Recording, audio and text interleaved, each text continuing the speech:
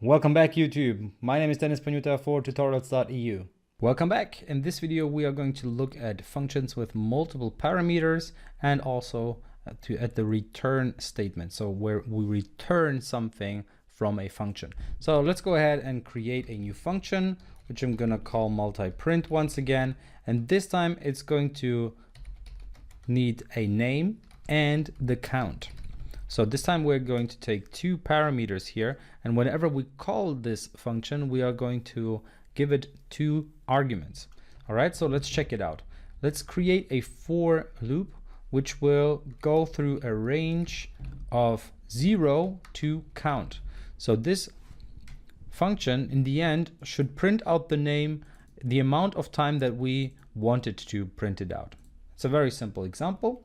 But let's use this for loop, and what do we want to print? Well, we just want to print the name in there. Nothing too fancy. But now let's go ahead and call this function. Let's call multi-print. Hey, don't forget to subscribe and like the video. And let's say Dennis. And how many times should it print Dennis? Let's say 5 times. And now let's execute it. And as you can see, now it executed it 5 times. If you wanted to print my name out 10 times, then we could do it like that. So you can just enter how many times a specific value should be given onto the screen. And that's again a very basic example of what functions can do. And this function, it just takes two parameters and it requires them, or it has two parameters in the declaration, and it takes two arguments when being called. Now let's have a look at another function which will actually call another function.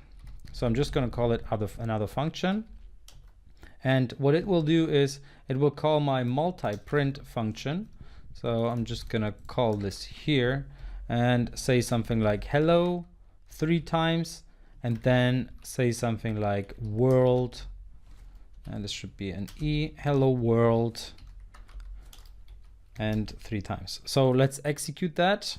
Let's call this another function that we've just created, and as you can see, it printed out hello 3 times, and then it printed out world 3 times. So you can use functions within other functions, and that's the idea behind this little piece of example. And now let's check out an example where we return a value.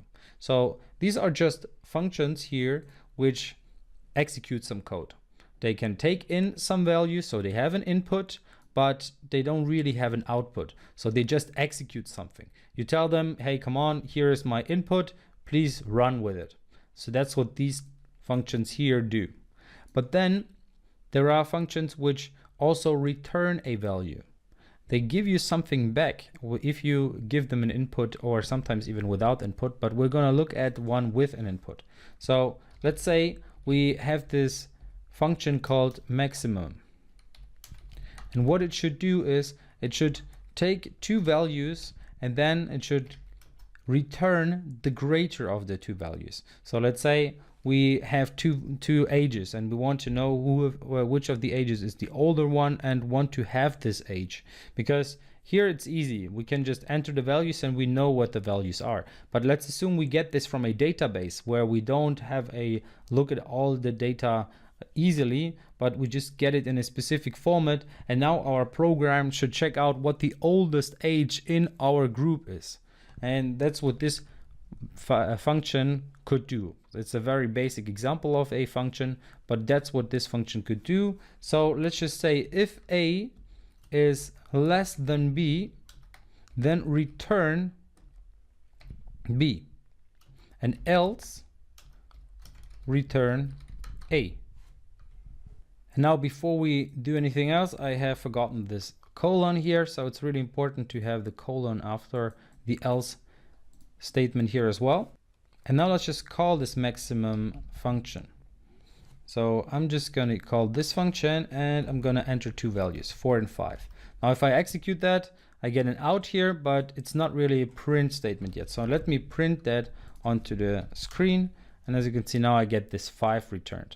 But I cannot just only use it like that. I can actually store the value, so I can store the result of my maximum function, and I can return or print that result on the screen. So let's do that. And as you can see, it says 5. Why does it say 5? Well, because 5 is the greater of the two values that we gave it. So let's say we compare 1337 and 2018, and it will return 2018. Okay, so that's generally how you can use a return statement. You can of course use return statements without an if, an else block in here, but that's a great example of what you could do with a function. And that is highly practical, so it's going to be super useful when we go on with our code and when we start building more complex applications. So let's have a look at the next video where we're going to have a quick look at objects, because that's something that we will need later on. So see you in the next video. I hope you enjoyed this video. If you did, then please leave a like. And if you have any questions or suggestions, then leave a comment. And of course, don't forget to subscribe. And by the way, if you really love the content and you would like to have more of it, or pretty much all of it, then of course, check out the link in the description to my whole course. See you in the next video. We'll grow in number, fueled by them to see the horizon, turn us to thousands.